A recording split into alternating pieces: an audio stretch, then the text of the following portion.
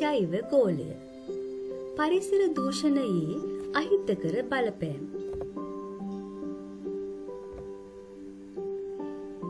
මිනිසා විසින් පරිසරයට මුදා හරින ස්වාභාවික පරිසරය තුළ පීඩාකාරී වෙනස්කම් ඇති කරන දූෂක ද්‍රව්‍ය හේතුවෙන් පාරිසරික සමතුලිතතාව බිඳ වැටීම පරිසර දූෂණය ලෙස හඳුන්වනවා. පරිසර දූෂණයේ අහිතකර බලපෑම් රාශියක් පවතිනවා. ඒවා ඍජු බලපෑම් සහ වක්‍ර බලපෑම් ලෙස වර්ග කරනවා.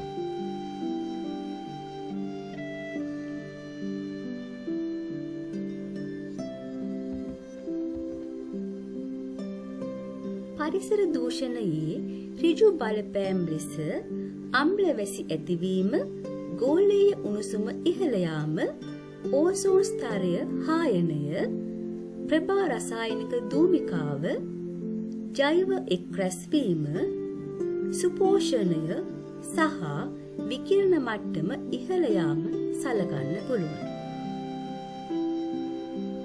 වක්‍ර බලපෑම් ලෙස ජීවීන්ට වාසස්ථාන අහිමි වීම, කාන්තාරකරණය, ශාකවල ඵලදායීතාව අඩු වීම, නිර්මිත දෑ හා ස්වාභාවික පරිසරය හායනය, සෞඛ්‍ය උපද්‍රව ඇතිවීම, ජෛව විවිධත්වය අඩුවීම, ආක්‍රමණික විශේෂ ඇතිවීම සහ ආර්ථික හානි සලකන්න පුළුවන්.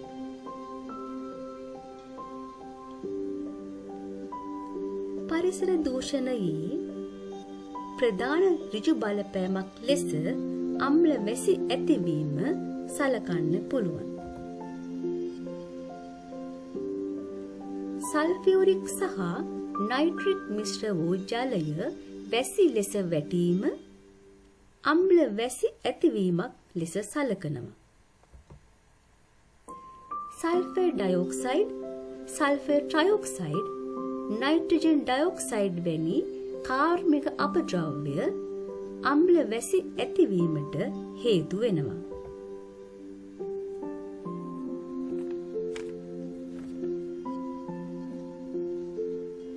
ෆොසිල ඉන්ධන දහනයෙන් කර්මාන්තශාලා, තාප විදුලි බලාගාර ආදීන් වායු ගෝලයට එකතු වන මෙම වායු සුළඟ මගින් ඉහළ වායු ගෝලයට ගමන් කරනවා. ඒවා ජල බිඳිති සමග එකතු වී අම්ල බවට පත් වෙනවා.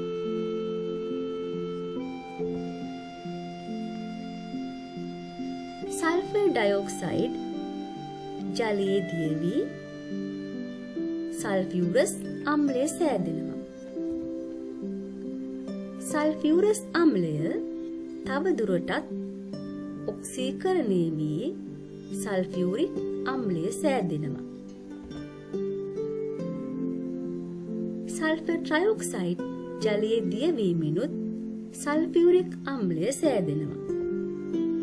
එමෙන්ම නයිට්‍රජන් ඩයොක්සයිඩ් ජලයේ දියවීමෙන් නයිට්‍රික් අම්ලය සෑදෙනවා. මෙසේ සෑදෙන සල්ෆියුරික් සහ නයිට්‍රික් අම්ල වැසි ජලයේ දියවීමෙන් අම්ල වර්ෂාවක් ඇති වෙනවා. සාමාන්‍ය වැසි ජලයේ pH අගය 5.6ක් පමණ වෙනවා. එහෙත් අම්ල වැසිවල pH අගය 5.6කට වඩා අඩු අගයක් ගන්නවා. එම නිසා අම්ල වැසිවල අහිතකර බලපෑම් රාශියක් පවතිනවා. ජලජ ජීවීන් විනාශ වීම, වනාන්තර හා භෝග විනාශ වීම, ශාකවල ඛනිජ අවශෝෂණයට බලපෑම් ඇති කිරීම, සමහර විෂ සහිත බැරලෝහ දියවීම නිසා ජලාශවල එම ලෝහ අයන සාන්ද්‍රණ ඉහළ යාම, හුණු ගල් වැනි පාෂාණ දියවීම, ලෝහමය ඉදිකිරීම්, ගොඩනැගිලි, ප්‍රතිමා, නටබුන් වැනි දේ විනාශ වීම ආදිය දැක්විය හැකියි.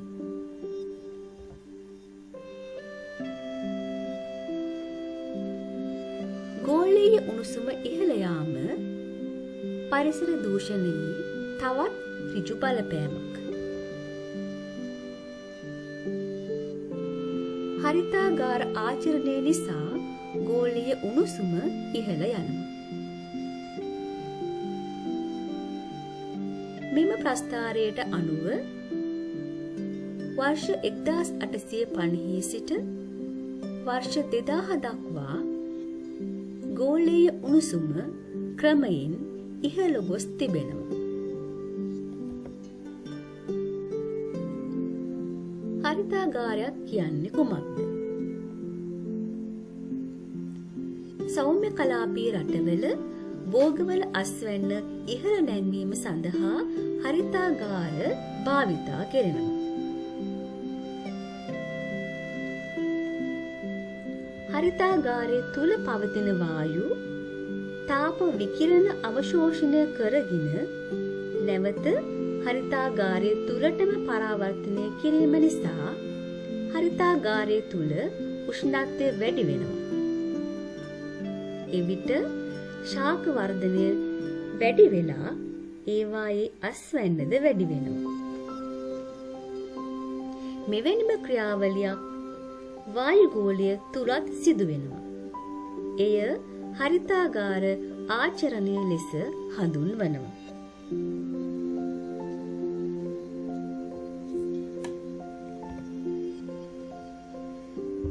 මිනිසාගේ ක්‍රියාකාරකම් නිසා පරිසරයට එකතු වන හරිතාගාර වායු ඒවායේ සුලභතාවය අඩුවන පිළිවෙලට සැකසූ විට කාබන් ඩයොක්සයිඩ්, මෙතේන්, නයිට්‍රස් ඔක්සයිඩ් සහ ක්ලෝරෝෆ්ලෝරෝ කාබන් වශයෙන් දක්වන්න පුළුවන්. කෙසේ වුවත් මේවා අතරින් ක්ලෝරෝෆ්ලෝරෝ කාබන් වල තාප විකිරණ රඳවා ගැනීමේ හැකියාව උපරිම වෙනවා.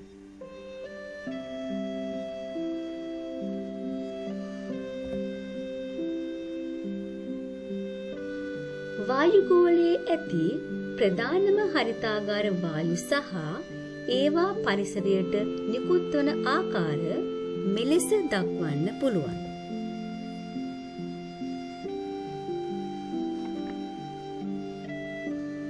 ෆොසිල ඉන්ධන දහනය මගින් නිකුත් වන කාබන් ඩයොක්සයිඩ් වායුව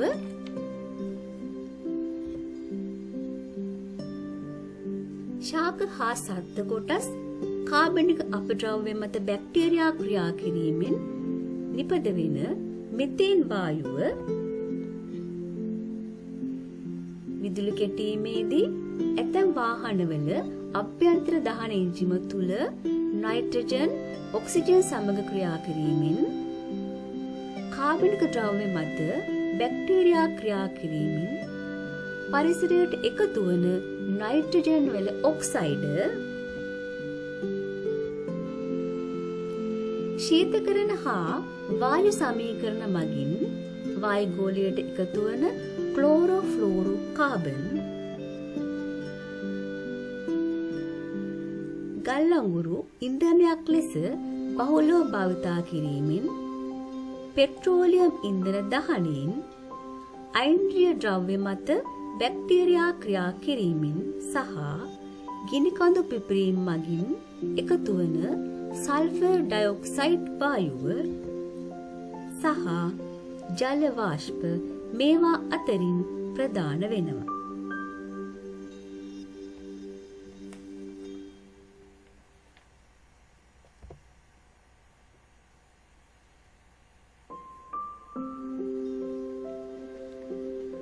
හරිතාගාර ආචරණය නිසා ගෝලීය උණුසුම ඉහළ යාම මෙසේ දක්වන්න පුළුවන්.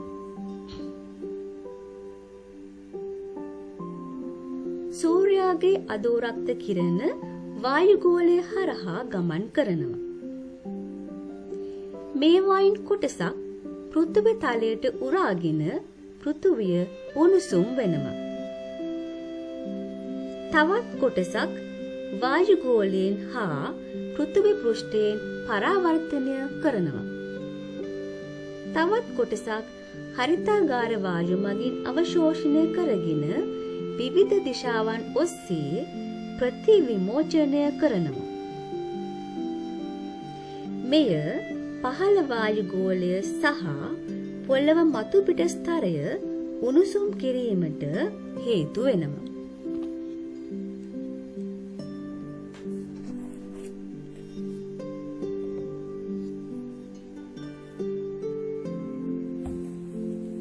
එසේනම් හරිතාගාර ආචරණය ලෙස හඳුන්වන්නේ හරිතාගාර වායු මගින් සූර්ය තාප කිරණ අවශෝෂණය කර වායුගෝලයේ වෙත පරාවර්තනය කිරීමෙන් වායුගෝලයේ උෂ්ණත්වය ඉහළ යාමයි.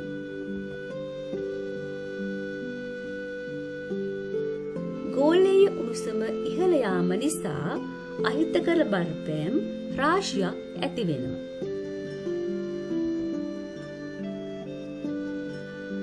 පෘථිවියේ ජවවල පිහිටි අයිස් තට්ටු දියවීම, සාගර ජල මට්ටම ඉහළ යාමෙන් දූපත් ජලයෙන් යටවීම සහ ලෝකයේ දේශගුණික රටාව වෙනස් වීම මේ අතරින් ප්‍රධාන වෙනවා.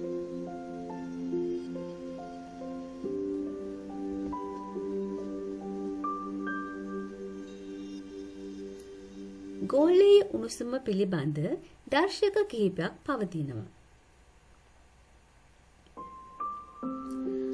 ආර්ද්‍රතාව ඉහළ යාම, ගොඩබිම මත උෂ්ණත්වය ඉහළ යාම,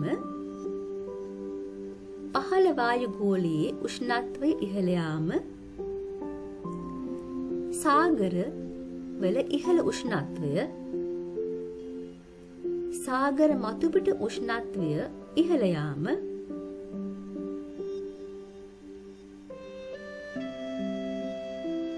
සාගර තුල තාපය ඉහළ යාම, සාගර අයිස් තට්ටු පහළ බැසීම, ග්ලැසියර හිම ආවරණය පහළ බැසීම, මුහුදු මට්ටම ඉහළ යාම, රුක් පේලි වටා උස්බිම් කරා සංක්‍රමණය වීම,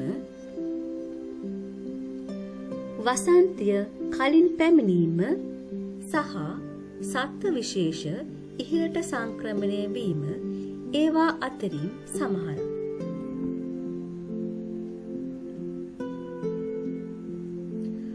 ඕසෝන් ස්තරය හායනය වීමත් පරිසර දූෂණයේ ඍජු බලපෑමක්. ඕසෝන් ලෙස හඳුන්වන්නේ ත්‍රි පරමාණුක ඔක්සිජන් අණු සහිත වායුවක්.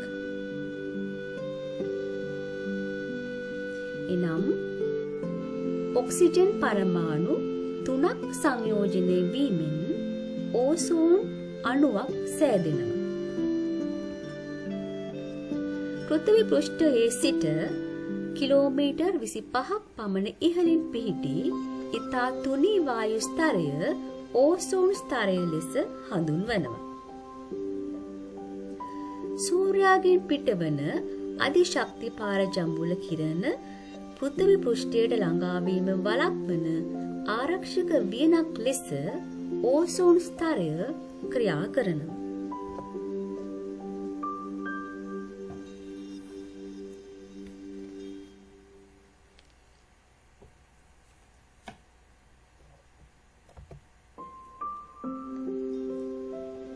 ඉහළ වායුගෝලයේදී ඔක්සිජන් වායුව පාරජම්බුල කිරණ අවශෝෂණය කරගෙන පරමාණුක ඔක්සිජන් සාදනවා. මෙම පරමාණුක ඔක්සිජන් අතිශයින් ප්‍රතික්‍රියාශීලී. ඒවා ඔක්සිජන් අණු සමග එක් වී ඕසෝන් වායුව සාදනවා. මෙලෙස සෑදෙන ඕසෝන් නැවතත් ඔක්සිජන් බවට පත්වෙමින් ස්වාභාවික සමතුලිතතාවක් ඇති කර ගන්නවා.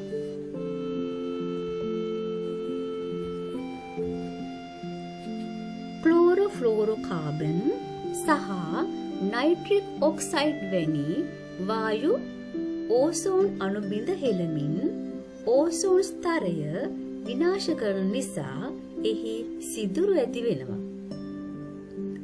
එවිට පෘථිවි පෘෂ්ඨයට පැමිණෙන පාරජම්මුල කිරණ අහිතකර බලපෑම් ඇති කරනවා.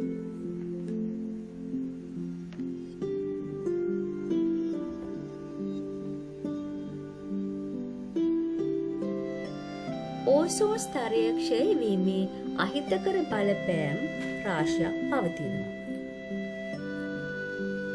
එසේ සුද ඇතිවීම,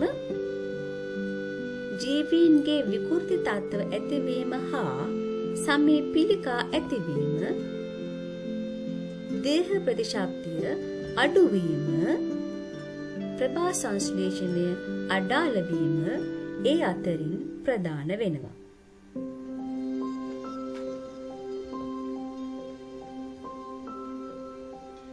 ප්‍රභා රසායනික දූවිකාව තවත් ඍජු බලපෑමක් වෙනවා.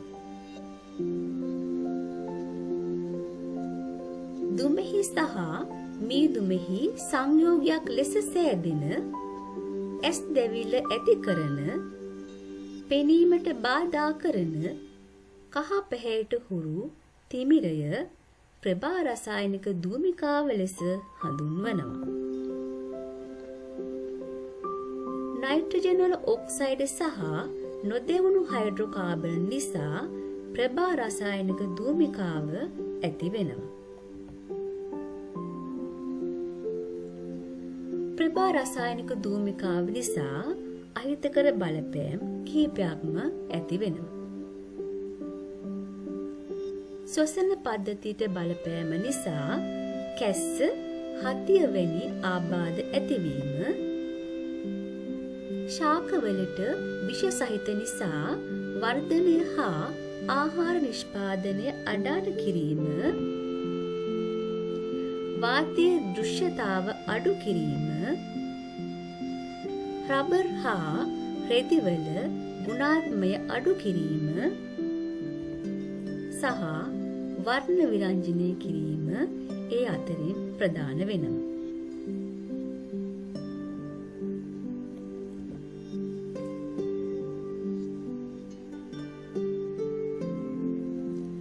ජෛව එක්රැස් වීමත් තවත් ඍජු බලපෑමක්. ආහාර දාමයක පෝෂී මට්ටමින් පෝෂී මට්ටමට විෂ සහිත රසායනික දූෂක සාන්ද්‍ර වීම ජෛව එක්රැස් වීම ලෙස හඳුන්වනවා. විෂ සහිත රසායනික දූෂකවලට උදාහරණ වශයෙන් මර්කරි, කොබර් වැනි බැරලෝහ සහ DDT, PCB වැනි දිගුකල් පවත්නා කාබනික දූෂක දක්වන්න පුළුවන්.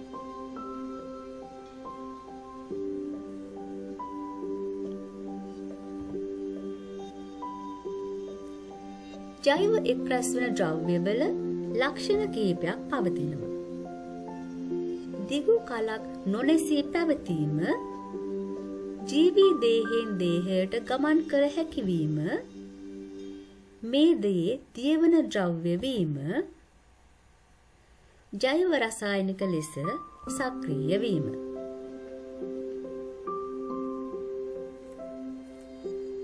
සුපෝෂණය ලෙස හඳුන්වන්නේ පරිසර දූෂණයේ ඍජු බලපෑමක්.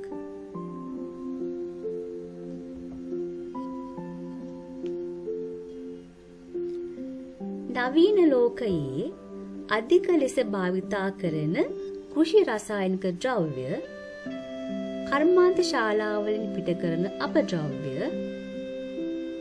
මල මුත්‍ර හා ක්ෂාලක සහිත ගෘහාශ්‍රිත අපවිත්‍ර ජලය, ජලාශවලට එකතු වීමෙන් ජලාශවල නයිට්‍රේට් සහ ෆොස්ෆේට් සාන්ද්‍රණ ඉහළ යාමෙන් විශාල වශයෙන් ඇල්ගී වර්ධනය වීම නිසා ජලය මත පාවෙන කොළ පැහැති පෙන ස්තරයක් සෑදීම සුපෝෂණය ලෙස හඳුන්වනවා.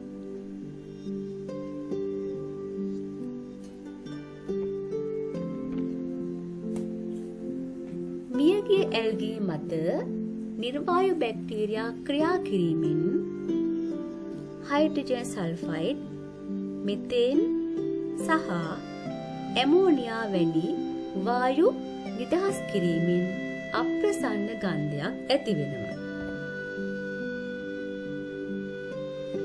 සුපෝෂණයේ අහිතකර බලපෑම් ලෙස ජලයේ පාරදෘශ්‍ය බව නැතිවීම, ජලාශවල ජලය පරිහරණය කළ නොහැකි වීම, ශාක හා සතුන් මිය යාමෙන් ජෛව විවිධත්වය අඩුවීම, ජලාශවල සුන්දරත්වය නැතිවීම ආදිය සැලකිය හැකියි. විකිරණ මට්ටම ඉහළ යාමත් පරිසර දූෂණයේ තවත් ඍජු බලපෑමක්.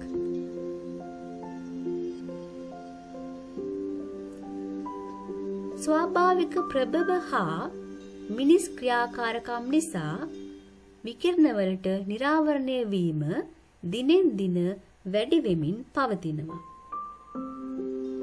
ඒට ප්‍රධානම හේතු ලෙස ඕසෝන් වියන ක්ෂය වීමත්,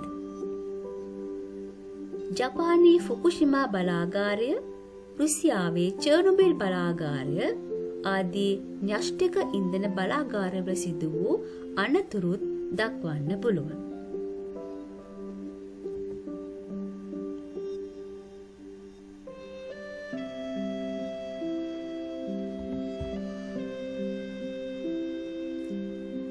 පරිසර දූෂණයේ වක්‍ර බලපෑම් වලින් එකක් තමයි ජීවීන්ට වාසස්ථාන අහිමි වීම. වාසස්ථානයක් ලෙස හඳුන්වන්නේ කිසියම් ශාකයක්, සතෙක් හෝ වෙනත් ජීවියෙක් ජීවත් වන ස්වාභාවික පරිසරය. ජීවීන්ගේ වාසස්ථාන අහිමි වීම නිසා මිනිසුන්ට විවිධ හානි සිදු වෙනවා. උදාහරණයක් ලෙස තම වාසස්ථාන අහිමි වීමෙන් අලින් විසින් ගම්, කෘෂි බිම් විනාශ කිරීම දක්වන්න පුළුවන්.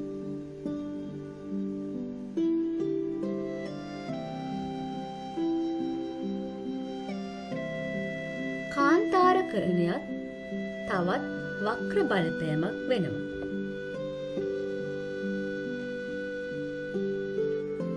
භූමිය ශාක වර්ධනයට නුසුදුසු ලෙස වෙනස් වීම නිසා කාන්තාර බවට පත්වීම කාන්තාරකරණය ලෙස හඳුන්වනවා.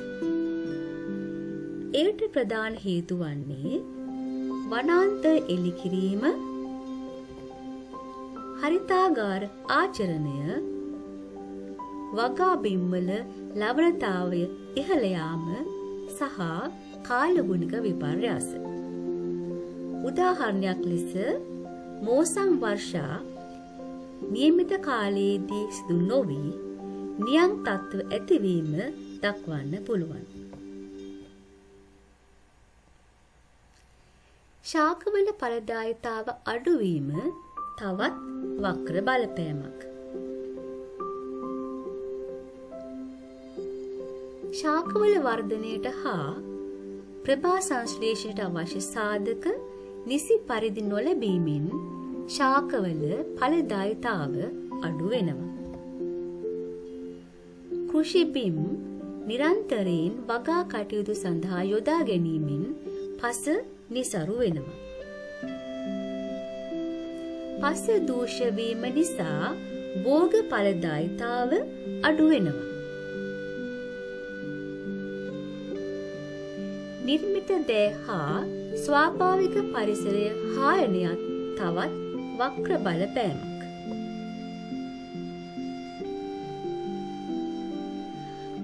වැසිවැනි බලපෑම් නිසා ලෝහමය ප්‍රතිමා, ගොඩනැගිලි, නටබුන් හා කිරිගරුණ නිර්මාණ ආදිය විනාශ වී යනවා. ස්වාභාවික හුණුගල් නිදි ආදිය හායනයට ලක් වෙනවා. පරිසර උෂ්ණත්වය ඉහළ යාමෙන් ඉන්දියාවේ ටජ් මහල් මන්දිරයේ බදාම හා බිත්ති ආලේපන විනාශ වීමේ අවදානමකට ලක් වී තිබෙනවා.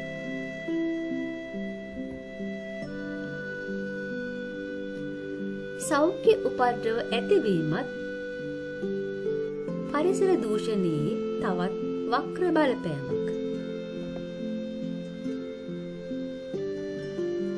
පරිසරයේ අපවිත්‍ර බව නිසා බෝවන රෝග හා බෝ නොවන රෝග ඇතිවීම සහ රෝග ශීඝ්‍රයෙන් පැතිරී යාමත් සිදු වෙනවා.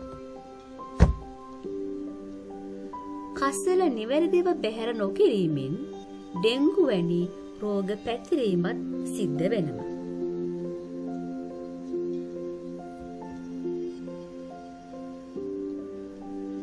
ජෛව විවිධත්වයේ අඩුවීමත් වක්‍ර බලපෑමක්. ජෛව විවිධත්වයේ ලෙස හඳුන්වන්නේ ජෛව ගෝලයේ ඒකක ශේෂ්ත්‍රයක වෙසෙන ජීවීන් විශේෂ සංඛ්‍යාව. පරිසර දූෂණය නිසා ජෛව විවිධත්වය අඩු වෙනවා. උදාහරණ ලෙස කප්පාදු කිරීමේදී ඉවත් කරන ශාකවල කොටස් වෙනත් පරිසරවලදී ශීඝ්‍ර ලෙස ව්‍යාප්ත වීමත්, කැට්ෆිෂ් විශේෂ පරිසරයේ අනෙක් විශේෂ අභිබවා යමින් තර්ජිත තත්ත්වයට පත්වීමත් දක්වන්න පුළුවන්.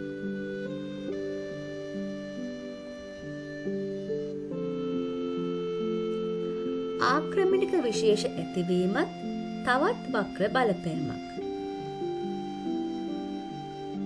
පරිසරයක ස්වාභාවිකව ජීවත් වූ විශේෂ වෙනුවට වෙනස් වූ පරිසරයට හැඩ ගැසුන ආක්‍රමණික ශාක හා සත්ත්ව විශේෂ ඇතිවීමක් සිදු වෙනවා.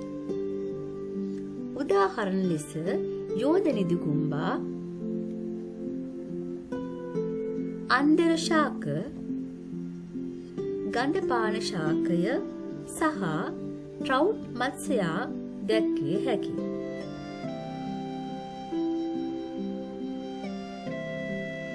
මෙහි දැක්වෙන්නේ ලංකාවට ආවේනික තවත් ආක්‍රමණික ශාක හා සත්ව විශේෂ කිහිපයක්.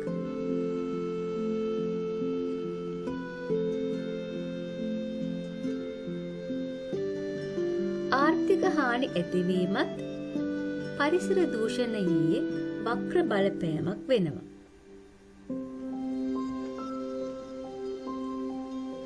දූෂණයට ලක් වූ පසු පරිසරය නිසි පරිදි පවත්වා ගැනීමට අමතර වෙහෙසක් හා වියදමක් දැරීමට සිදු වෙනවා.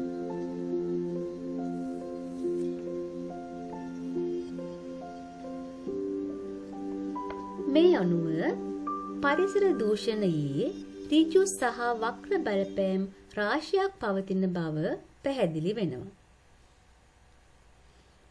මේවා ජෛව ගෝලයට පමණක් නොව සමස්ත පෘථුවියටම අහිතකර ලෙස බලපානවා.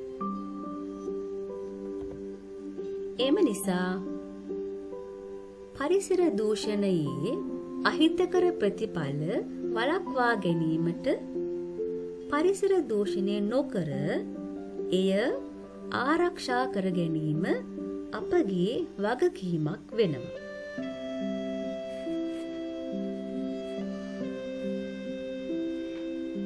දැන් පරිසර දූෂණයේ අහිතකර බලපෑම් පිළිබඳ කරුණු ඔබ විසින් කොතරම් දුරට ග්‍රහණය කරගත්තේදැයි සොයා බලමු.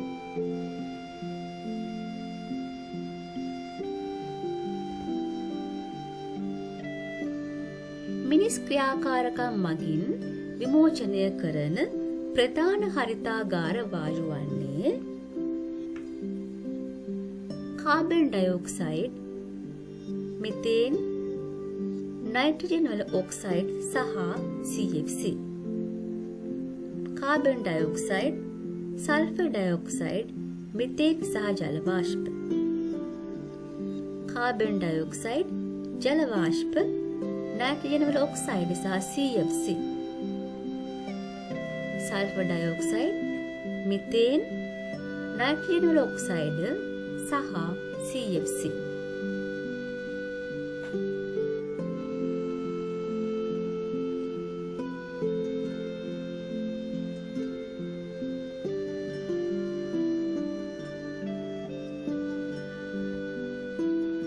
පිළිතුර 1. කාබන් ඩයොක්සයිඩ්, මෙතේන්, නයිට්‍රජන් වල ඔක්සයිඩ් සහ ක්ලෝරෝෆ්ලෝරෝකාබන්. මේවා තමයි ප්‍රධාන හරිතාගාර වායු ලෙස හඳුන්වන්නේ.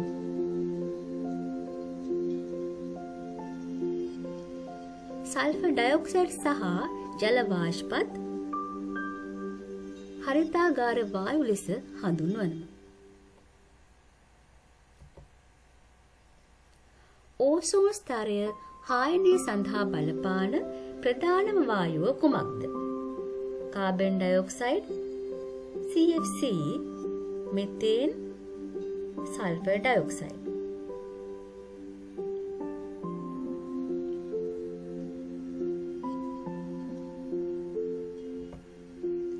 පිළිතුර 2. CFC, ක්ලෝරෝෆ්ලෝරෝකාබන්.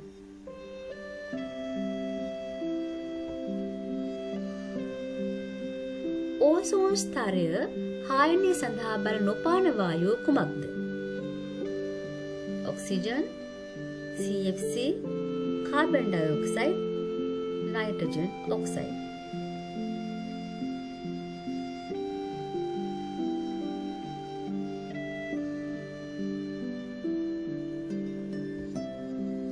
පිළිතුර 3. Carbon dioxide.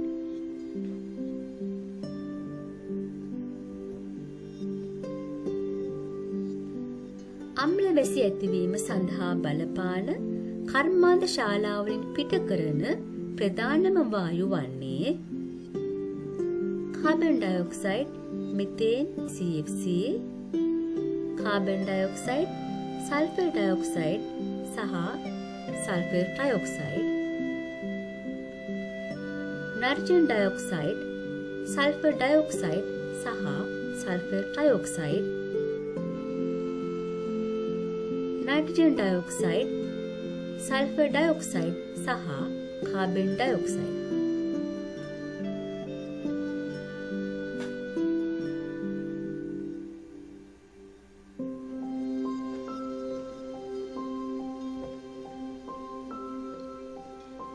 පිළිතුර 3. නයිට්‍රජන් ඩයොක්සයිඩ්, සල්ෆර් ඩයොක්සයිඩ් සහ සල්ෆර් ට්‍රයොක්සයිඩ්.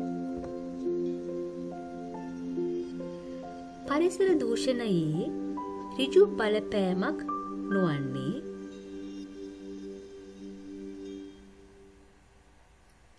ප්‍රභා රසායනික ධූමිකාව, ජෛව එක්රැස්වීම, විකිරණ මට්ටම ඉහළ යාම, සෞඛ්‍ය උපද්‍රව ඇතිවීම. පිළිතුර 4. සෞඛ්‍ය උපද්‍රව ඇතිවීම. මෙය වක්‍ර බලපෑමක් ලෙස හඳුන්වනවා. අනෙක් බලපෑම් 3ම ඍජු බලපෑම් වෙනවා.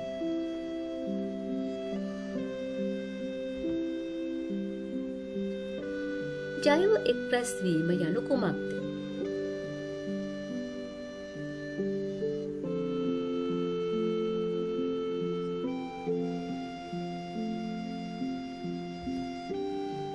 ආහාර දාමයක පෝෂී මට්ටමින් පෝෂී මට්ටමට විෂ සහිත රසායනික දූෂක සාන්ද්‍ර වීම.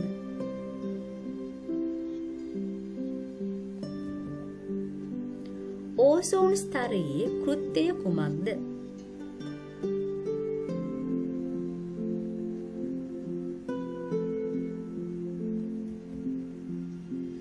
සූර්යාගෙන් පිටවන අතිශක්ති පාරජම්බුල කිරණ පෘථිවි පෘෂ්ඨයට ළඟා වීම වළක්වන ආරක්ෂක වියනක් ලෙස ක්‍රියා කිරීම.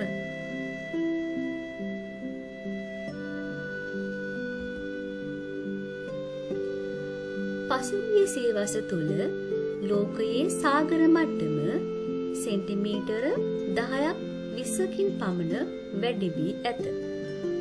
මේ සඳහා දායක වී ඇත්තේ පරිසර දූෂණයේ කුමන ඍජු බලපෑමද?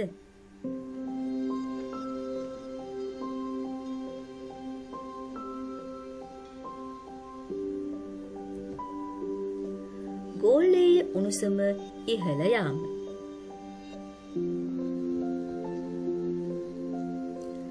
සුපෝෂණය සඳහා බලපාන අයන වර්ග දෙකක් නම් කරන්න.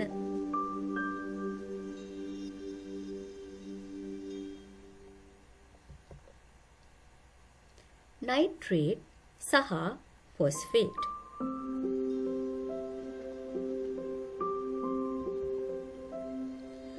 ගෝලීය උණුසුම ඉහළ යාම නිසා ඇතිවන අහිතකර බලපෑම් තුනක් නම් කරන්න. පෘථුවියේ ද්‍රවවල පිහිටි අයිස් තට්ටු එනම් ග්ලැසියර දියවීම, සාගර ජල මට්ටම ඉහළ යාමෙන් දූපත් ජලයෙන් යටවීම, ලෝකයේ දේශගුණික රටා වෙනස් වීම.